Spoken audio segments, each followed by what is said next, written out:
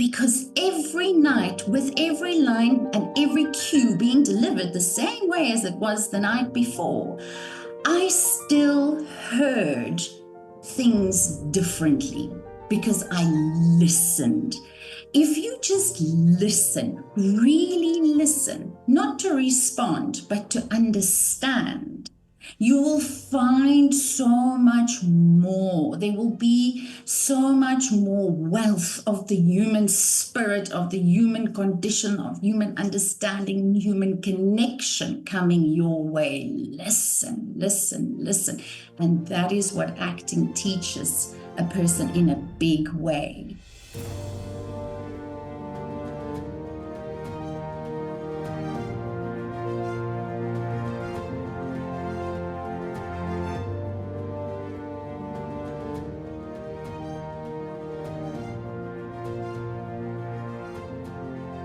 Heidi. How are you doing? I'm fine, and you? I'm not jealous at all that you're in Vienna. Not at all. Really? Well, I'm a little bit jealous that you're in South Africa. No, I'm green with envy, I must tell you. It's wonderful. Yeah, it's so great to meet you here. And you as well. Where? No, yeah, I'm in Joburg. Oh, okay. Well, Yes. I was born nearby, so I'm also from that area. But are you originally from Johannesburg? No, I'm from Bloemfontein originally. I grew up there and I did my university there. And then I moved to Johannesburg when it became apparent that this is the place to be when you want to have an acting career. And this was in 1995. Oh, I see. Okay. Yeah. So did you study in Bloemfontein then? I did. I studied acting. I did a BA in teaching as well. So it's BA Ed. My parents were very supportive of me studying acting, but they said you must do something else as well. You cannot just tell us we are going to do acting and that's that. So best you decide on something other. So I combined the two and I did my honors in acting, in drama. And then I moved here. I came here on the 1st of May, 1995. So this year, the 1st of May will be 30 years. Amazing. It's a lifetime. Yeah, but I read about you and it's such a long list. It's acting and award-winning actress, and it's motivational speaker, and you're a coach, and you're a voiceover, and you always have a smile. I do. I think sometimes the smile is more a bit of panic. Oh, I see. Okay. Yes. More than, okay, where are we in the month? Oh, okay. How am I doing for money? Yes, smile, push through. You have to talk to yourself. Yeah. You have to talk to yourself. You have to tell yourself the right things. When I studied rapid transformational therapy, where the hypnotherapy and that kind of work that I do comes in, the beautiful person whose course this is, Marissa Peer, she says, we talk to ourselves all the time. And we tend to say things to ourselves like, oh, you can't do it. Oh, no, not this again. How am I going to make it? There's no way I'm going to be all right. So we lie to ourselves. What evidence is there that it's not going to work out? What evidence is there? Exactly. If it's working out, whatever it is for other people, why can't it work out for me? She always says, now you are speaking to yourself anyway. So why don't you tell yourself a better lie? So exactly. it's going to be fine. Yeah. I've made it before. I'm gonna make it again. It's Exactly. always been all right somehow. But isn't it interesting that people who are involved in the arts always have to have that, and I've always been thinking about that these transferable skills that you acquire from being an artist in all forms of art, you see that with musicians, you see that with Yes. painters, with everybody, you have to be motivated to do this thing every day, and with sometimes negative Yes. feedback, or Yes. even sometimes work drying up and so on. So there's something that you, as an artist, or that you develop through doing an art form, I think, that you have that ability to look forward and to think, Yes. okay, well, To I can keep manage. I going. have, so I can still. To keep going. Yeah. To find this thing inside yourself that propels you forward. I was thinking to myself this morning, not because of this interview per se. Well, okay, I think about this a lot. I'm thinking, all right, it's another day. I have to do this day. How am I going to do this day? So you need to find this inside yourself to propel yourself forward, even if there is not a major something to look forward to today. Even if today might be a day where I'm not earning money. I'm doing things that might earn me money in future, or perhaps not every day it's necessary to think in terms of money. But somehow we do. I think myself and most of the other artists I know, a day that you don't work is a day not paid. A day that you don't invest in yourself and in others, because I believe that we have to invest in others as much as we do ourselves. There should be a balance, because that's also a form of work, a form of giving. The more you pour into others, the more you pour into your craft, the more you pour into your skills, the more it will pay off. But the dividends aren't always evident. And sometimes you do all these auditions and you do these things that are supposed to help you up on this ladder, and then you get stuck. And you're thinking, why does it? So yes, you have to acquire that skill. I'm lucky, very blessed. I was born with a positive nature. Yeah. It's very hard, I think, for people who are not born with that nature. And even for me, being born positive, I still have to watch what I think. I still have to watch what I say to myself. I know exactly what you mean. I always think I live on a cloud because I can see possibilities in everything. And I think most people are wonderful. And I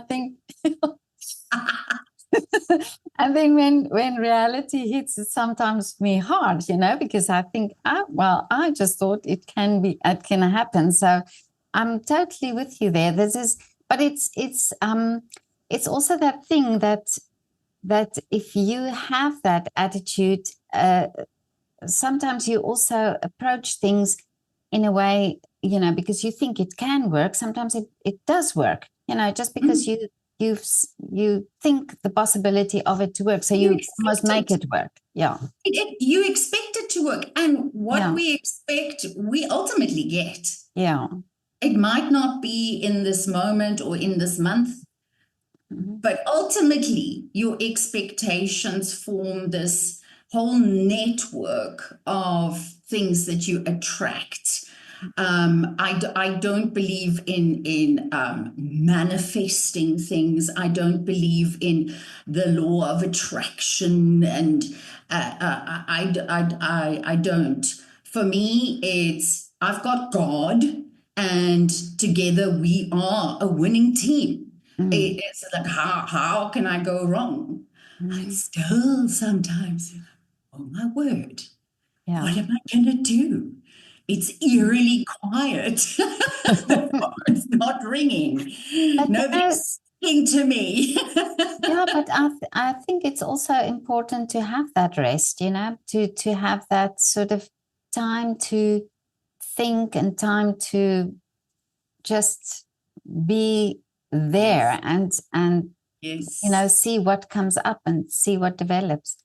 I yes. actually had a wonderful interview just last week with a painter who has painted a series now. When one door closes, another one opens.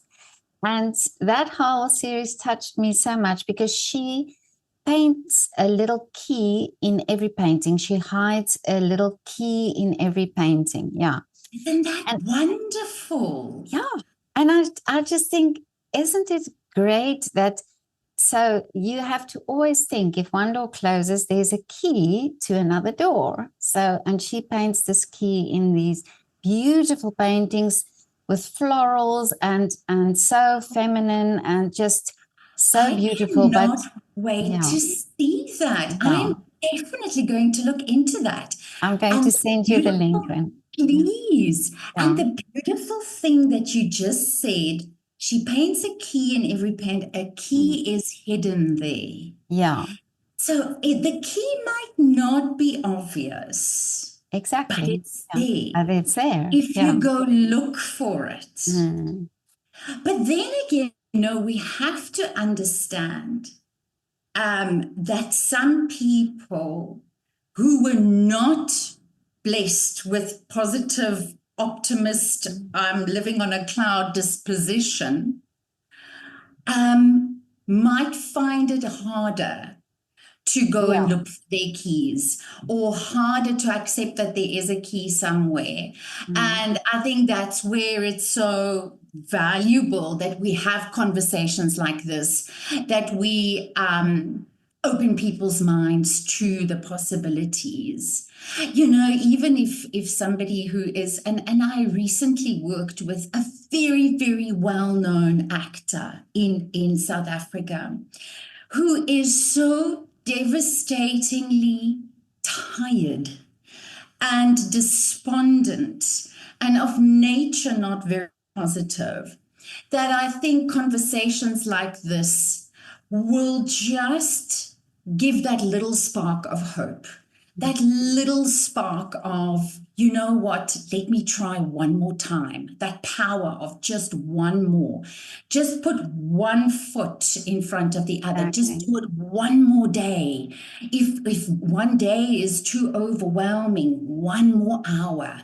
Just one more rep in the gym, one more training Exactly. session, just one more. But I must tell you, I've done over 800 interviews already, and I can tell you everybody's story inspires me and should inspire everybody, because it's exactly this. You hear the story, you hear of the sacrifice, you hear of the challenges, and they're honest and they tell their story, and then you see where they are and you think, yes, it's sometimes it wasn't the route that they wanted to follow, but it ended up being so much more than they even it could have imagined. And I think this Yes, is what art brings us, isn't it? It's this, yes. everybody's on a journey. I spoke to Jakte Priester, and he said that He's is fabulous. wonderful. But he said he looks back on his work and it's like a journal. And I think, yes, but every art form is like that, isn't it? It's your first painting, or it's your first photograph, or it's your first song, or it's your first acting role. And from there on, you can see the progress and you can see what happens. So I think art has this way of enriching us, and not just the artist who does the artwork, but also the people who listens to it or who watches it or who Yeah, are with you on this journey. yes, yes. Mm.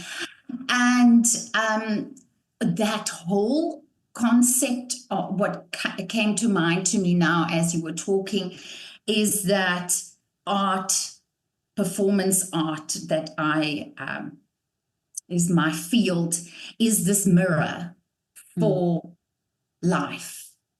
And now that you say that, if we apply the mirror to ourselves, we're not just holding up the mirror for the audience, but we are applying the mirror to ourselves. And if you look like a rearview mirror and you look back at your journey, because as you were talking now, my whole journey from the first play I ever did after coming to Johannesburg, and you look at that, and then it's actually a thing of beauty. And now for this moment, I'm not worried about the things and the money and the next gig, just for this moment. This mirror is giving a bit of breathing space, which is, I'm old school. I studied in old school vibes. I think I'm old school born. Me too. You have to be changed after you watch Amazing for this. After you've seen the show on stage, you're supposed to be different to the way that you walked into theatre. And it's more difficult to apply that with television acting, especially if it's soap, where it's very structured. Film is different, but also not too different, in that you have to really, for a storyline on camera, have to remind yourself that people need to be different. By the time my character leaves the storyline, how are people going to be different after going on her journey with her? And so amazing. I went to see My Fair Lady at Monte Casino on Sunday, not yesterday or a week ago. The opening. Oh my goodness. It was amazing. It was amazing. The talent we have in this country is astounding. It's a Peter Turin production, and he is renowned for having amazing shows. But they outdid themselves. It was unreal. Nobody dropped the ball, not for a second. Even the chorus members, even the smallest of roles, every single detail, every flower that was picked up, every syllable that was said with ease and grace, and the way they became the characters. And as we left the theatre, we looked at each other, because I went with a bunch of musos and theatre people. It's the best people to go and see something with.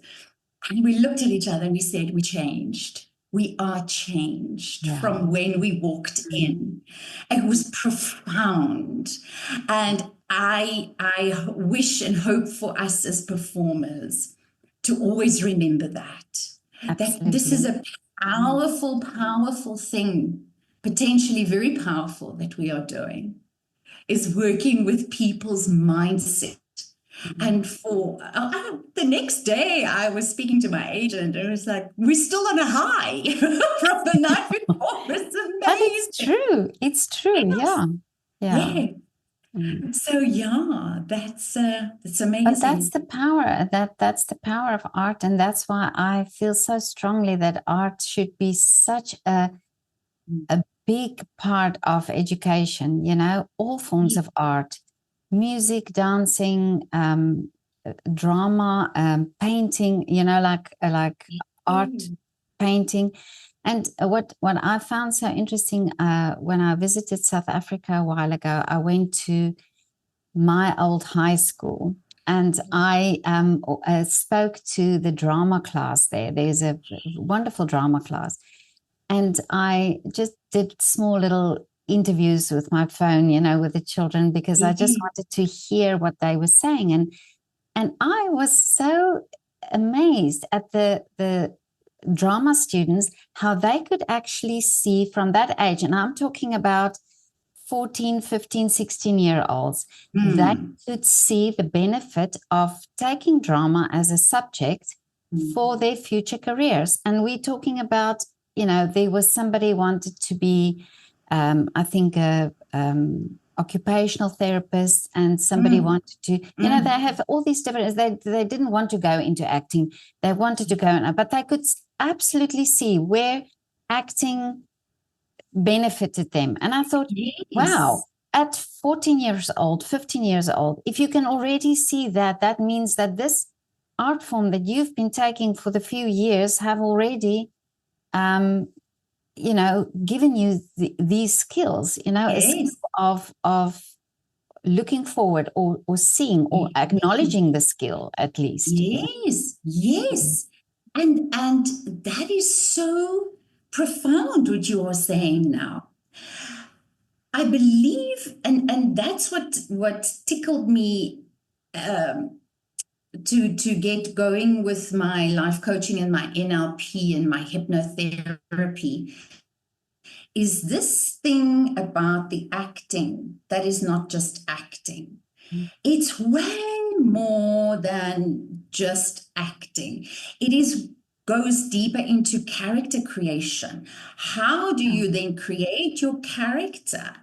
You need to have a very good understanding of yourself. Even at the age, whatever age you are, that level for that age and understanding of yourself. People think, yeah, but I know what I like. I know what my favorite color is. No. How do you overcome an adverse event?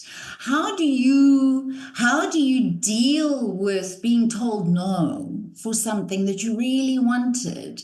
Even if it's the smallest little detail.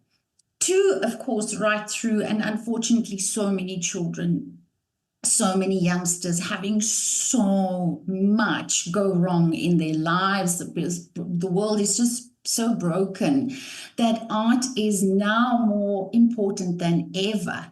So what are you doing when you create that characters? You connect with yourself.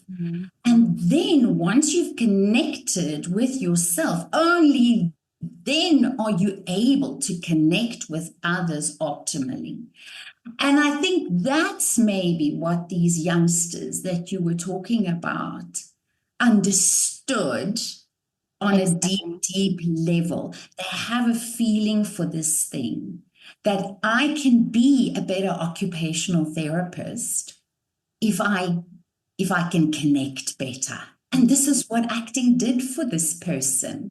For one example, isn't that amazing? Yeah. All these dimensions. And also a young actress in America talked about the idea of acting sort of making you have empathy, because you go into a character and you start thinking about how this character should feel or would feel in this situation. So immediately you develop the skill for empathy, for looking at other people and immediately thinking, well, okay, I have the ability to understand where you come from.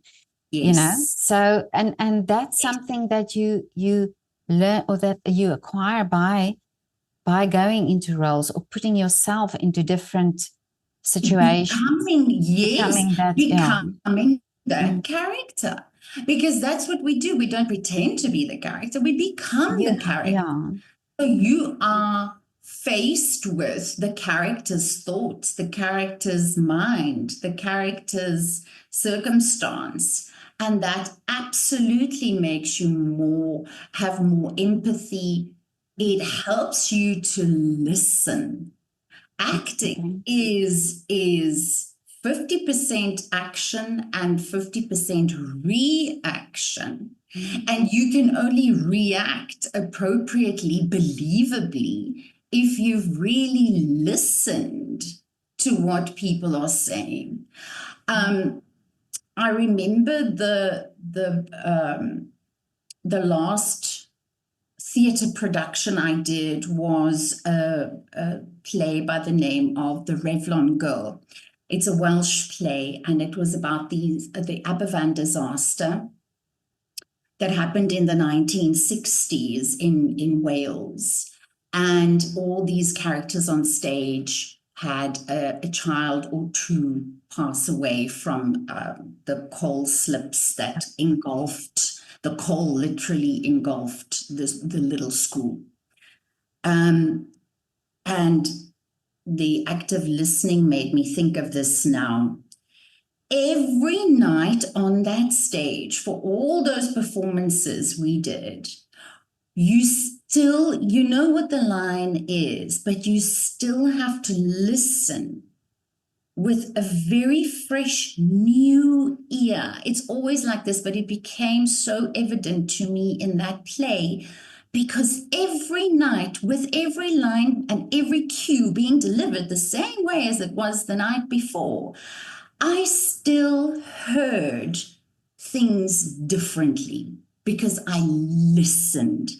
If you just listen, really listen, not to respond, but to understand, you will find so much more. There will be so much more wealth of the human spirit, of the human condition, of human understanding, human connection coming your way. Listen, listen, listen.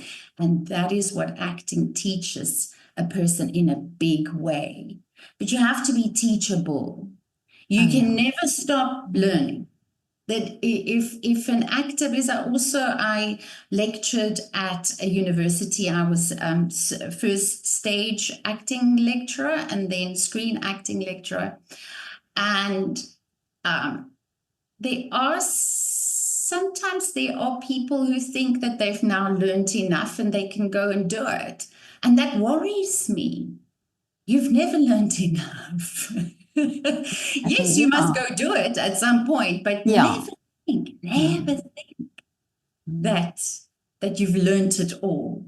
And you talked about now about the stage, and every night was also a different experience. And this is what I also realized, what I never realized before COVID, before lockdown, where opera singers, where they did these streamings without audiences, that they did the performance without audiences.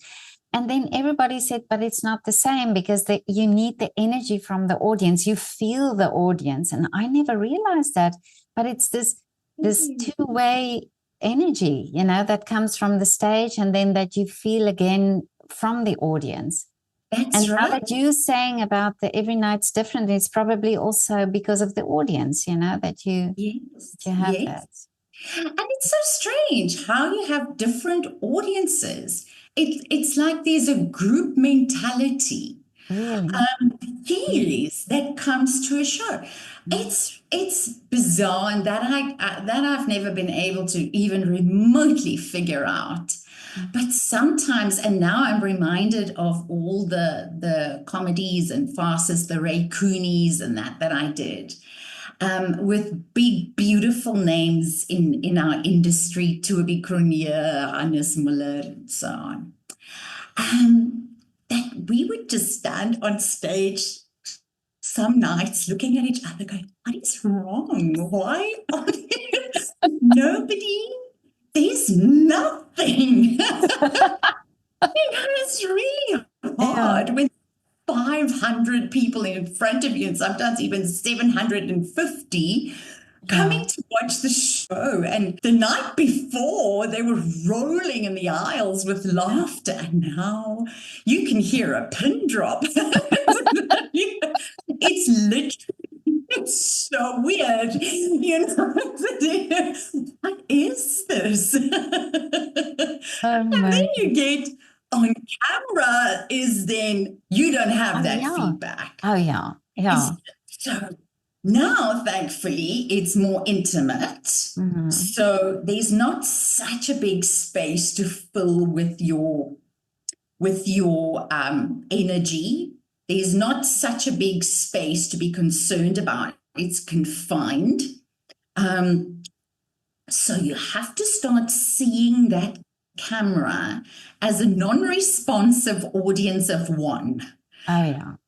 Somehow the actor's brain still wants to know there's an audience. I think it helps us to level up, but you cannot just forget about the camera and go for it. That doesn't work. Oh, So you really? still have to have your audience of one and then really zone in. But yeah, people often ask, like, what's your favorite, stage or screen? My favorite's the one that I'm currently busy with. Oh, is it? Whichever one that is. Yes, yes. When I'm in front of the camera, I'm thinking, oh, I love this. So amazing. Yes. And then when I'm on stage, I'm like, oh, I love this. This is so amazing. Energy. But yes, the audience has to be there, albeit sometimes in your mind. Yeah, it's probably, yeah, the different feedback that you get that makes the difference. Yeah. Yes, yes. And also, you can tell me how you feel about it, but I spoke to a cellist once, and I said, oh, and this was also during lockdown. I said, oh, you must miss the applause, you know. And he said, no, actually, what he misses is that one person coming up to him and saying, you changed my life tonight.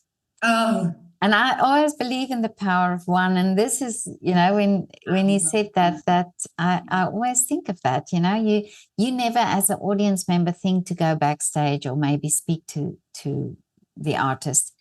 But then I realized how important is that feedback, you know, that honest feedback. Yes, absolutely. That one person that is, you know, you made me think. Yeah. You know, it felt like you were talking to me. Or if we were doing a farce or a comedy where people go, I forgot about all my troubles. Yeah. Oh, you gave me a little holiday. Oh, what a nice break this was from my life. And that is incredibly special.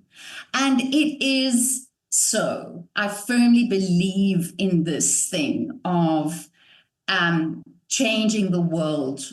And I don't mean this in a conceited way that I'm this big world changer, but we do have the privilege of changing the world one person at a time. Yeah. It starts with one. That's where the power of one. Absolutely. Absolutely. The applause is amazing. It's really amazing. It teaches us this delayed gratification because you'll only get it at the end. It's wonderful, but that interaction afterwards. I know most theatres in South Africa now require of their cast to get rid of the costume and take off some makeup if you have to backstage, but then come out very quickly because there are always audience members in the foyer who want to wonderful to say hi. And I see this is now a done thing. And I think that's beautiful. Yeah. Beautiful. I agree. Not just to be told thank you and we enjoyed the show, but also to be able to really mingle with these people up close. They paid their money. They went to all the trouble. They found their parking spot and they came to see something that they wanted to enjoy. And I do think it's important, and this is also a part of why I'm doing these interviews, is to, because I think I think just here in Vienna, you know, you go to the Musikverein and it's this huge, beautiful hall with all the gold and everything, and it's this orchestra and the conductor is there.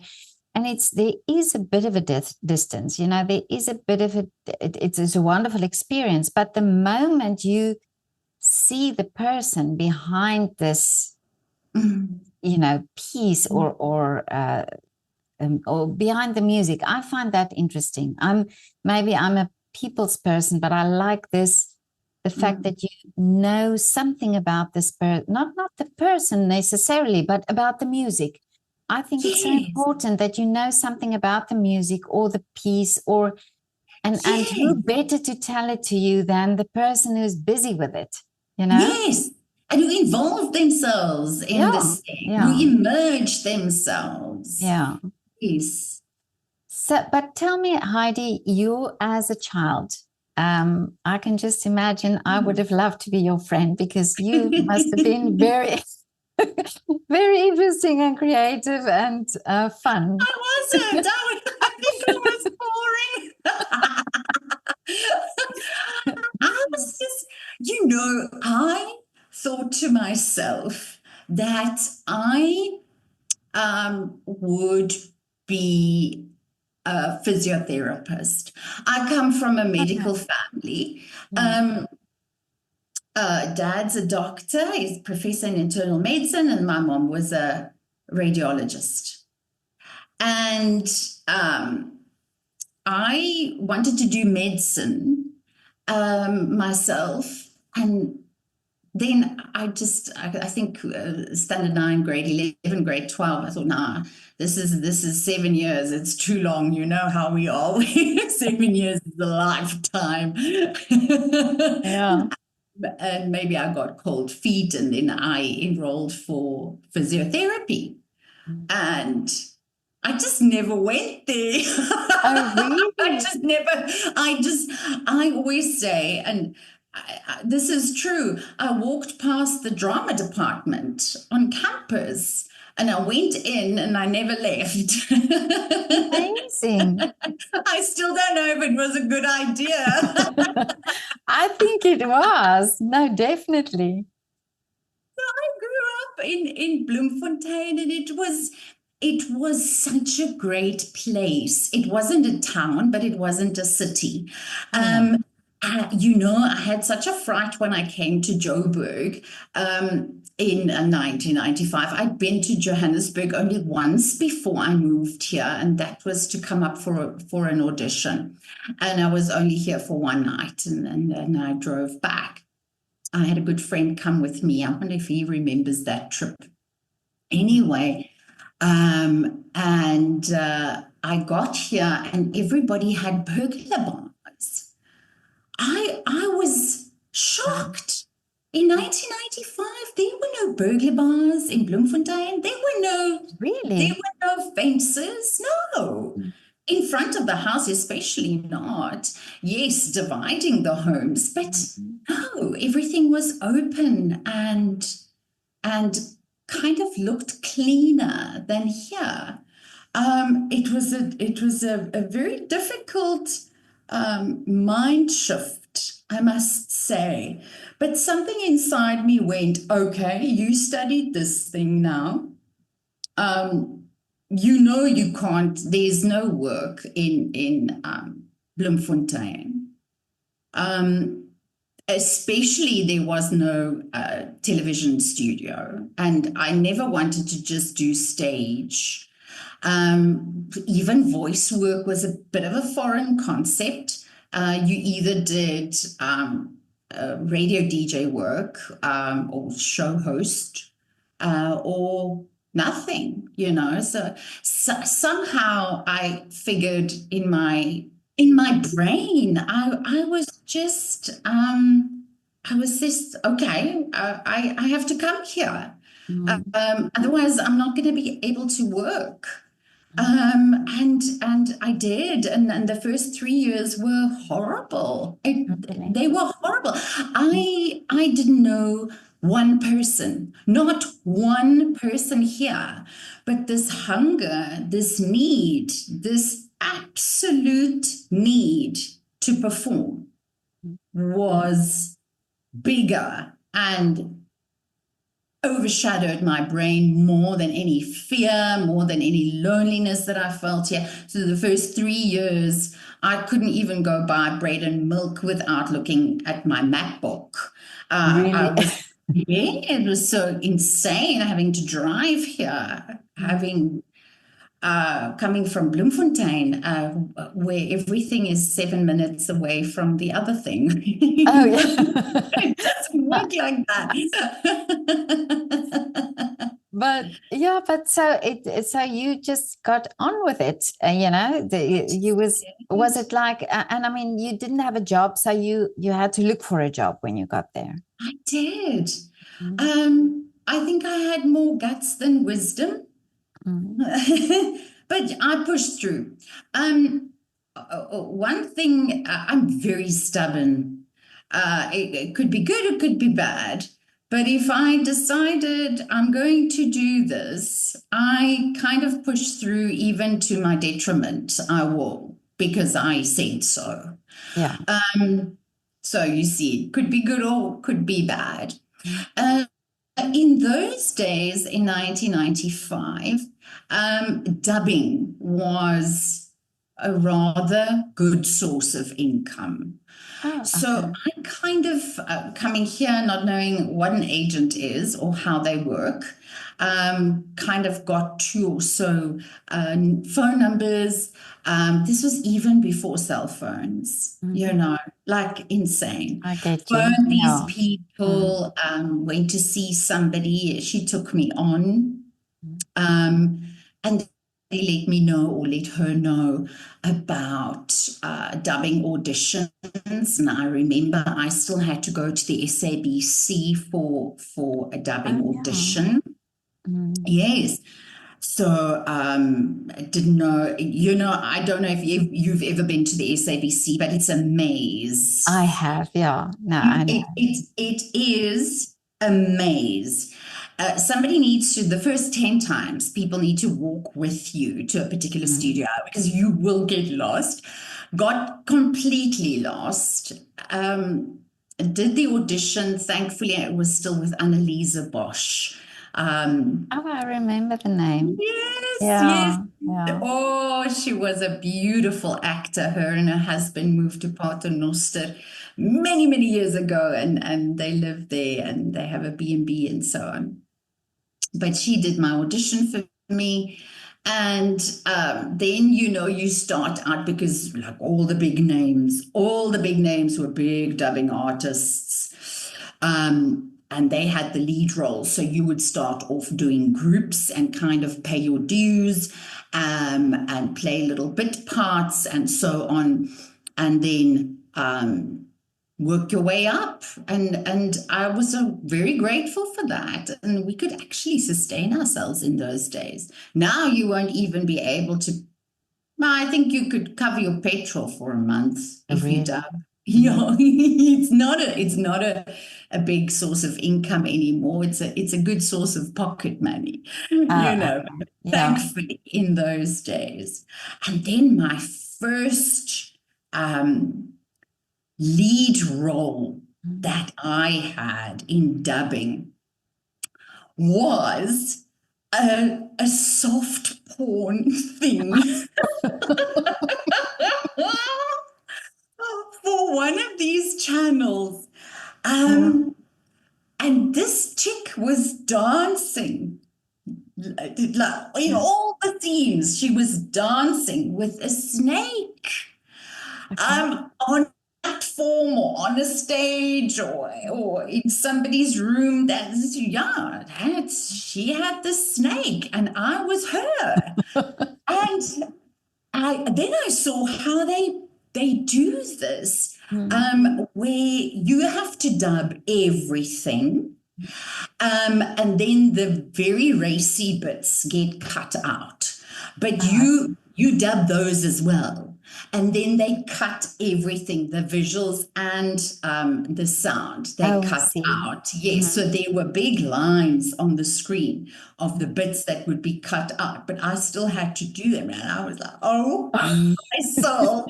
Good thing people can't see my face, because let's talk about learning into the deep end. Yeah. There you quickly learn how do you make a kiss sound for radio drama. We also kiss your own hand. How do you smoke? You suck on a pen. Okay.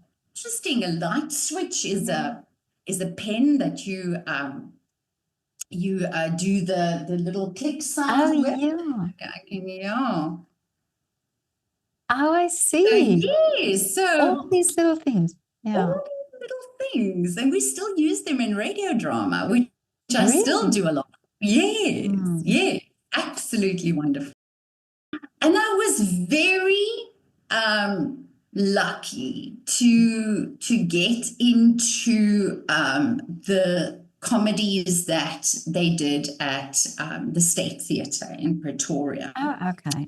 Early on in my this was in the beginning of 1996. Yeah, so I hadn't been in Joburg a full year yet when I got a beautiful role in a play, a farce that was directed by Pierre van Pletsen. Oh, I remember the name. Yeah. Yes, yes.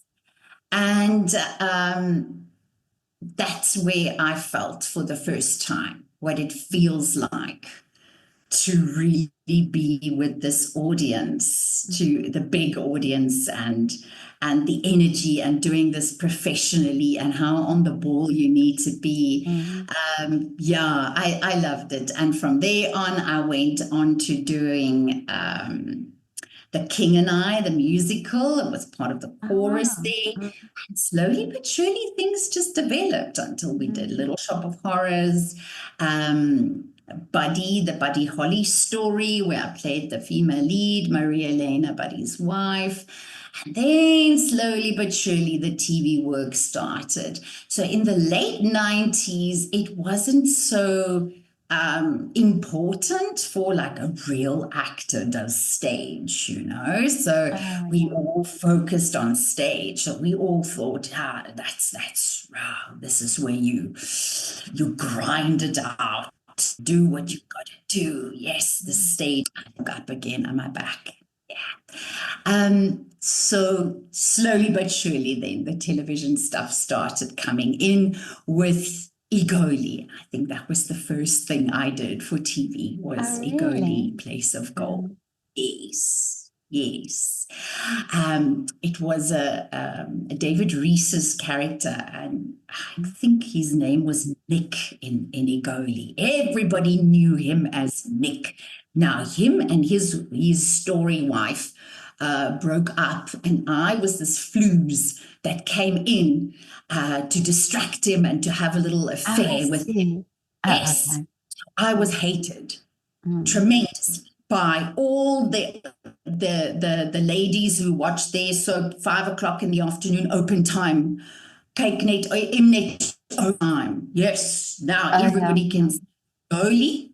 And I remember going to the Cresta Mall one day, minding my own business, buying a little bit of groceries. And there is this older lady who took her entire handbag and smacked me with the thing. Hey, hit me over the head. I was like, wow, out of nowhere. And I was completely bowled over, literally as well as figuratively. I said, what is it? And told me in Afrikaans. She said to me that I must stop my nonsense, and she did not use the word nonsense, she used the other word.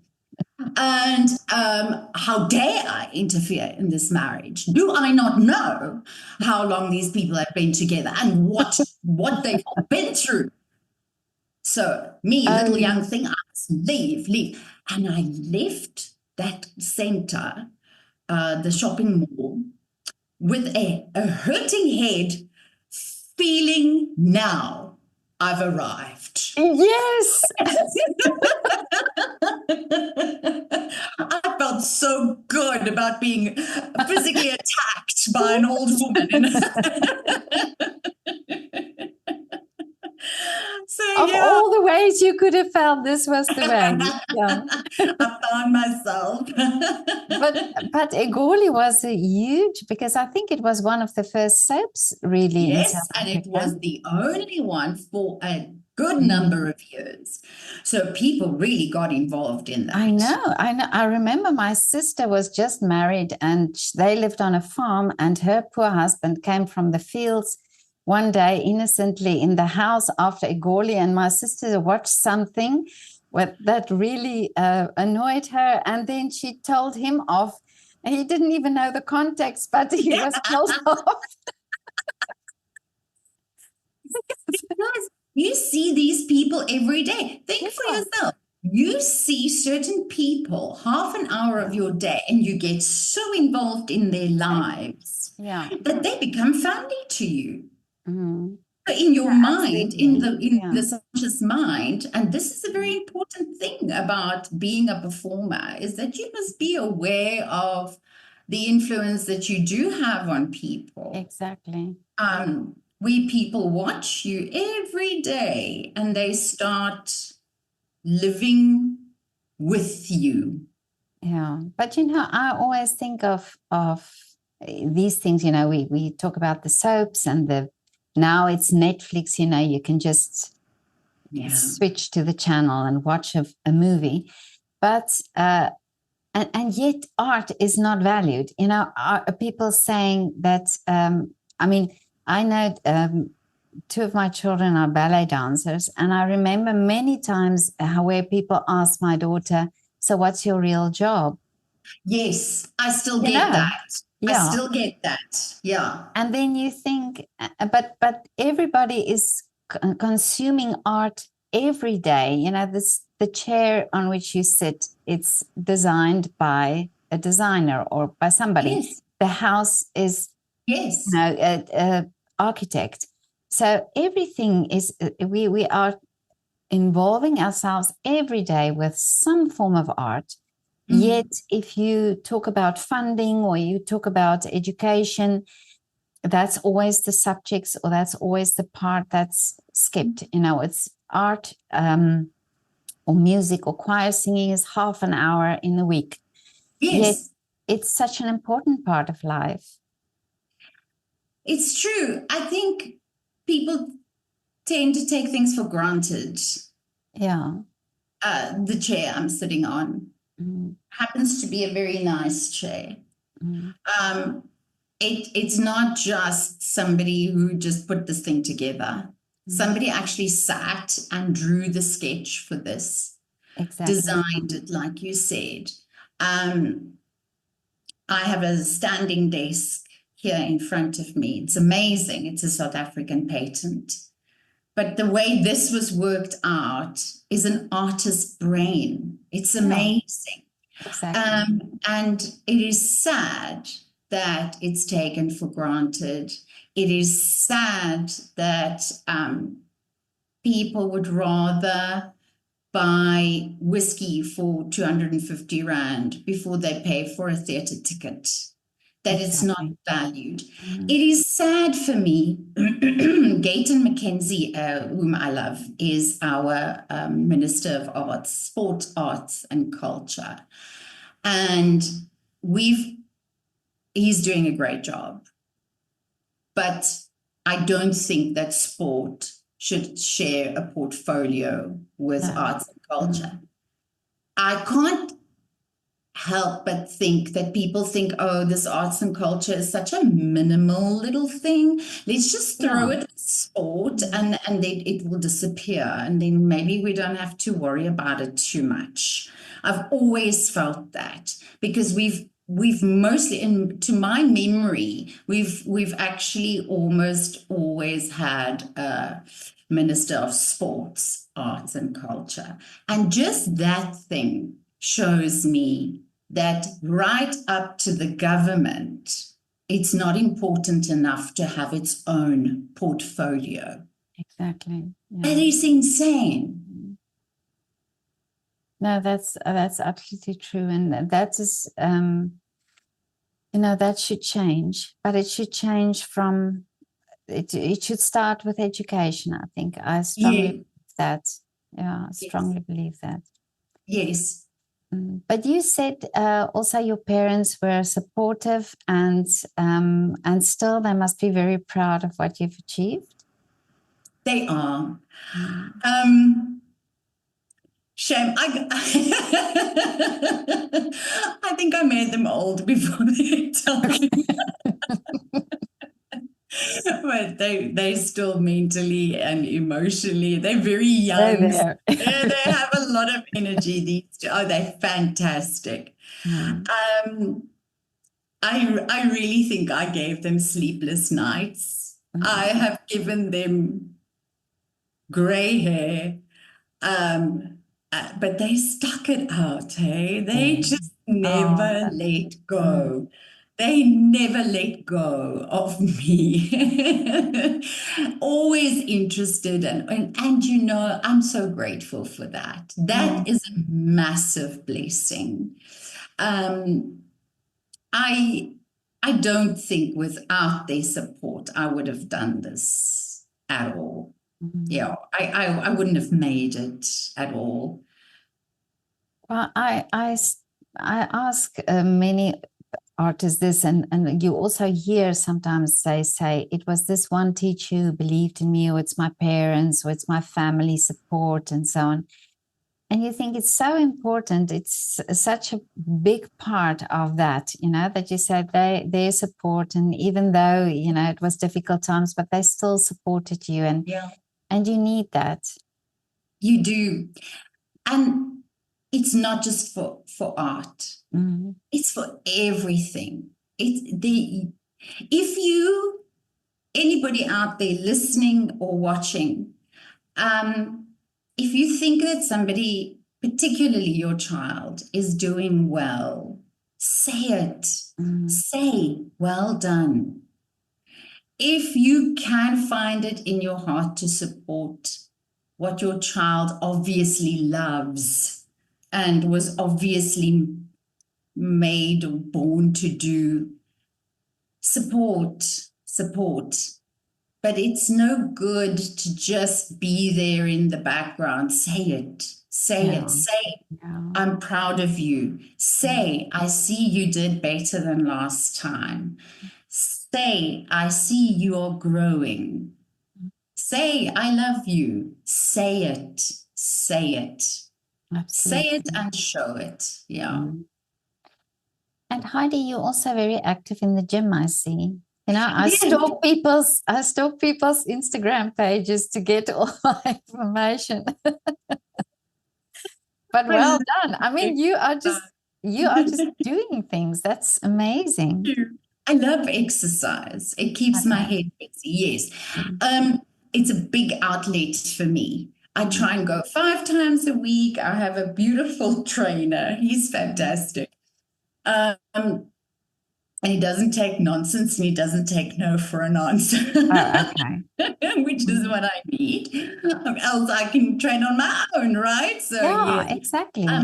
It really, I believe this, and I've shown it to myself over and over again. The healthier my body, the healthier my mind. Yes. I wouldn't call it the gym an addiction, but it's certainly a great replacement for all the cigarettes that I used to smoke. I used to smoke 30 cigarettes a day. Really? Up to, I quit cigarettes when? 2017. It was insane. I was a terrible alcoholic. I drank myself into a stupor. This year, I'm sober, 17 years. Wow. So the gym just really replaces that thing. Yeah. It gives you drive. It gives you energy. There's a lot of energy that people think, oh, you must be tired all the time. No, it generates energy. Energy begets energy. But amazing, but how honest of you to say, and you know, that's also part of obstacles, you know, that you overcome. Yes. I say it because guaranteed there are going to be 1 or 2 people watching this going, yeah, but this addiction, that addiction. I don't want to say the words because I'm scared the algorithm chucks us out. But if I could become sober, anybody can. Really? Anybody can. Whatever you saw about a drunk in a movie or on screen, times that by 10. I was that bad. I was that horrendous. It was, everybody gave up on me except my family. Everybody. So if I could do it, you can, person watching this now. You can. Amazing. Wow, Heidi, you impress me. Because that's a big thing that some people never in their lives overcome, you know? You must think you can. You must know that you know that you know that you are better than this. You are. You are. By virtue of the fact that you were born onto this earth, there's stuff for you that you've got work to do. You've got things to do. You cannot let go of hope for 1 second. Not for 1 second, because it will swallow you. Well, you've turned this whole thing around and doing motivational speaking, and this is probably what also helped you. So you are a real life, you're a real life coach because you've overcome this. Yes, it does help. It does help to have overcome a thing or two in one's life. Gives one a little bit of depth. Yeah. Absolutely. But I know what it feels like to be so hateful of yourself that you cannot even look at yourself in the mirror, that you do your hair and your makeup without looking in the mirror because you cannot stand it. I know, I get it. And different people are like that for different reasons and to different levels, you know. I understand that somebody who is one of my clients, she's very skinny, but she doesn't think she is. Oh, yeah. She doesn't see that. And it might not sound like a lot to somebody else, to an outside ear, but once you've been there, you can relate. Yeah. And also interesting for me, the different issues that affect people in the same way. Somebody's weight, somebody's addiction to food. Oh, yeah. Somebody's habit of being a couch potato can affect that person in exactly the same way as years of alcohol abuse affect me. True, yeah. Get out of your own head. It's that wrong coping mechanism, yes. You know, trying to find something just to cope. Self-soothe. Or to just come out. I just don't want to feel stuff right now. I don't want to feel. And I was saying to a client just before we got onto this call, I was saying to him, feel the feelings. Sit and feel the feelings. This adverse event happened like a few hours ago, and now you're already telling me that you thought about it, and it's really actually fine. You've made peace with it. No, wait. Exactly. Yeah. Take the time, be angry, be upset, feel the feelings, and deal with them. People are scared to feel the feelings because they're scared it's going to hurt. It's going to hurt way more in the future if you don't feel the feelings now. The feelings can't do anything to you. The thing happened. Feeling the feelings about that thing can't do anything to you, but it can do a lot to your detriment down the line if you just sweep under the rug Exactly. right now. Sit, feel the feelings, say out loud what you want to say to these other people, even if they're not in the room, get it out.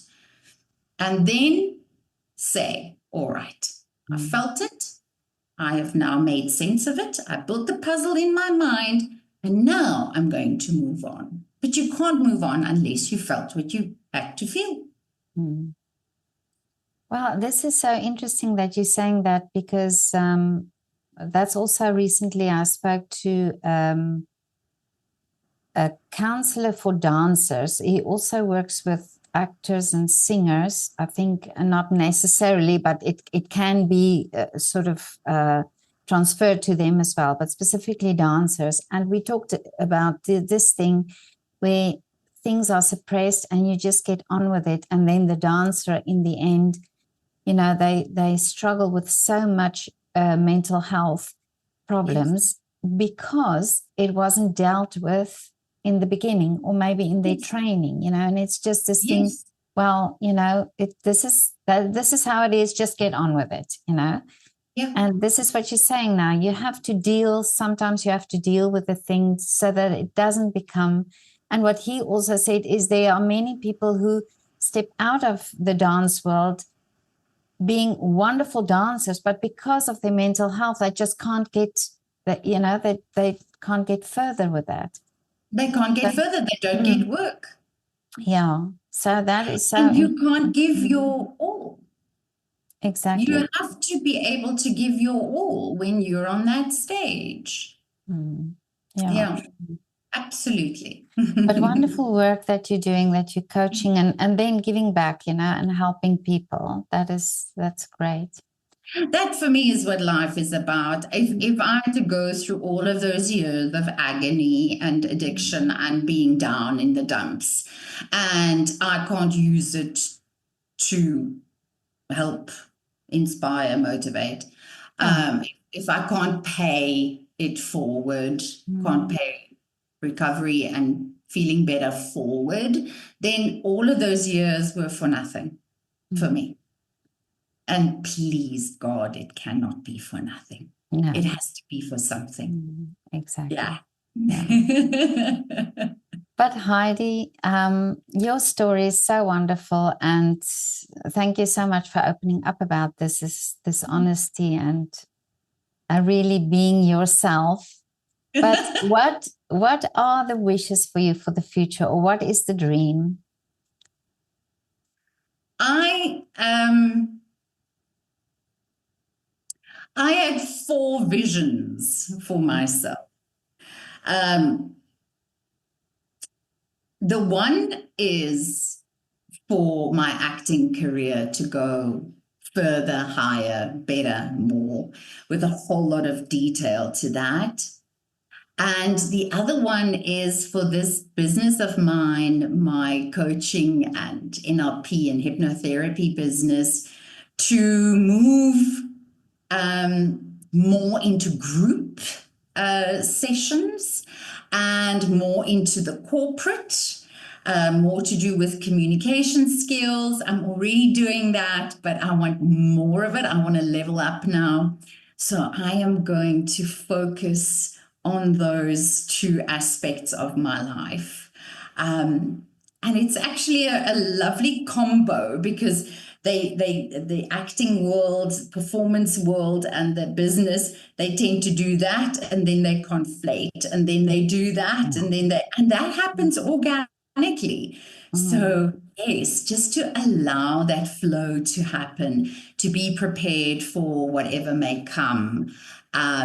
Yeah, so the beautiful thing about these careers, about these jobs, about these aspects of my life is you can never reach a ceiling. If I reach a ceiling there, I put it there on myself. But the possibilities are literally endless. It's not like I can work myself up to a point and then I have to stop. I can always just go more. Amazing. Well, with your positive attitude and like you say, anything is possible, then I can see it happening.